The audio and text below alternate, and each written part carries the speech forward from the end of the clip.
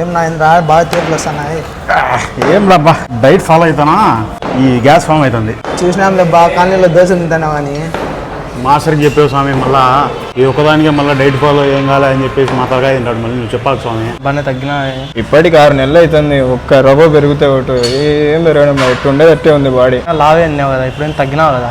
Rice ఉండదు ఏముండదు, ఇంకా తగ్గకేముంది, మామూలుగానే న్యాచురల్గానే తగ్గుతాను. అలా ఎప్పుడు లక్క అని పట్టుకుంటాను నెలకు వచ్చేకల్లా. ఈ మాస్టర్ చెప్పడం కంటే యూట్యూబ్లో చూసుకొని వర్కౌట్ చేసుకోవడం మేలు.